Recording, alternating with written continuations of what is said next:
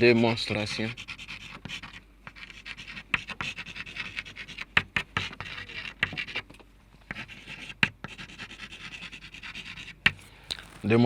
donc par récurrence. Comment donc mener une démonstration par récurrence? Donc ici, on va rappeler essentiellement les étapes d'une démonstration par récurrence. Donc on va dire, pour démontrer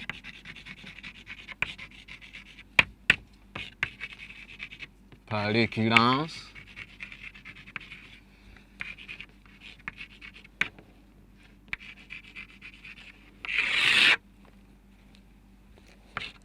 qu'une proposition ou une propriété qu'on va appeler Pn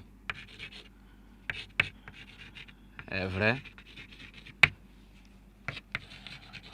on procède une proposition, on procède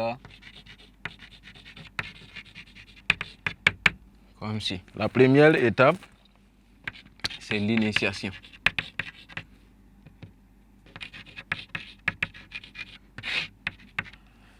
Donc l'initiation, en quoi consiste l'initiation? Ça consiste tout simplement à établir que notre proposition est vraie pour une valeur donnée. Donc établir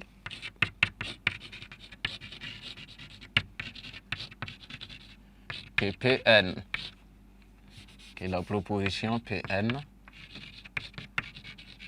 est vraie pour n égale à n0. Donc la deuxième étape consiste à la transmission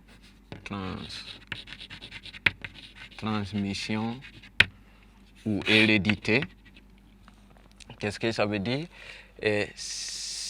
Comme on a vérifié pour une valeur initiale n0 et que c'est vrai, ça consiste à transmettre cette vérité-là aux autres termes jusqu'à ce qu'on veut démontrer. Donc, ça consiste donc à supposer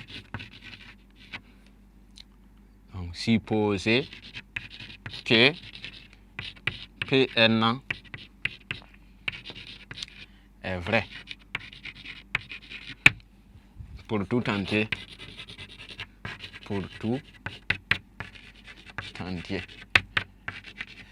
n. Et maintenant, c'est pas fini, et on démontre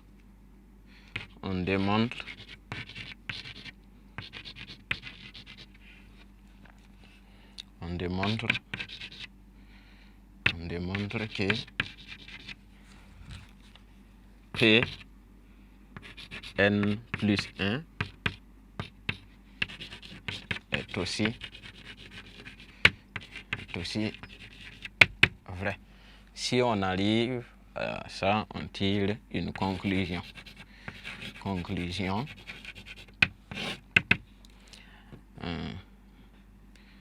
Ça consiste à dire tout simplement que Pn est vrai pour tout n élément de grand N. Donc au niveau de la transmission, on peut, au lieu de considérer toujours Pn, on peut changer pour que ça soit Pk est vrai pour tout entier naturel K et démontrer que Pk plus 1 est vrai. Donc, première étape, vérifier que la proposition est vraie pour une valeur initiale, pour des valeurs initiales si vous voulez. La transmission, vous supposez que la propriété est vraie jusqu'à ce que vous voulez démontrer, Pn, et vous montrez que même si vous dépassez votre proposition, la propriété reste toujours vraie. Donc comme c'est vrai jusqu'à dépasser là où je veux, alors je peux conclure que c'est tout simplement vrai. Donc voici un peu le principe de démonstration par récurrence. On va aborder maintenant le grand 2 pour parler donc des limites et convergence des suites numériques. D'abord, il faut retenir que les règles de calcul régissant le calcul des limites des suites, c'est la même chose que les règles de calcul des limites des fonctions. Maintenant, quant à la convergence, au niveau donc des fonctions, on parle essentiellement d'asymptote, donc en infini. D'asymptote, si la limite donne infini, la limite en infini donne un réel, on parle d'asymptote tout simplement de nature horizontale. Donc c'est cette interprétation-là qui est la convergence au niveau donc des suites. Donc on ne parlera pas plutôt d'asymptote au niveau des suites, mais on parlera tout simplement de convergence ou bien de divergence. Donc, grand 2, limite et convergence des suites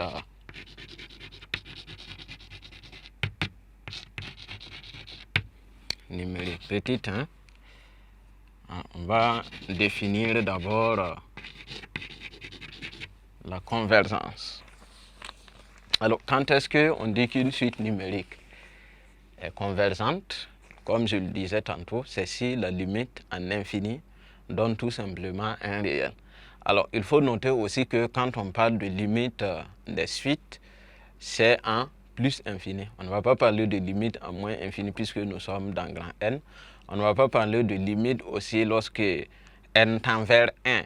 Ça serait tout simplement de calculer U1. Donc ici, on dit qu'une suite numérique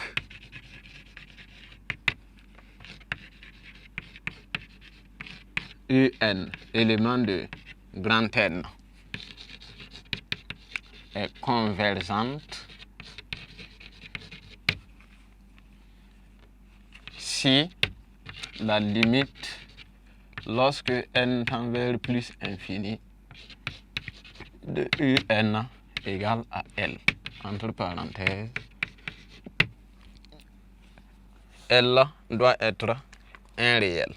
Donc, vous voyez que si c'était la fonction, on dirait que c'est une asymptote. Maintenant, on dirait tout simplement que c'est convergent. Ensuite, si ce n'est pas convergent, on dirait que c'est divergent. Donc, on dit, deuxième définition, qu'une suite numérique UN est divergente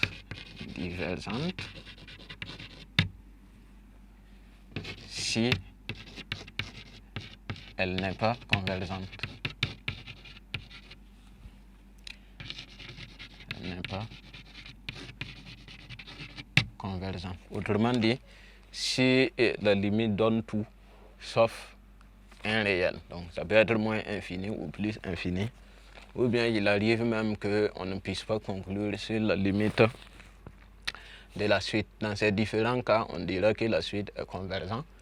Et lorsque la suite est convergente, elle converge tout simplement vers la limite L. Donc on peut aller au niveau du point suivant, au petit 2, pour parler de la convergence des suites arithmétiques et des suites géométriques.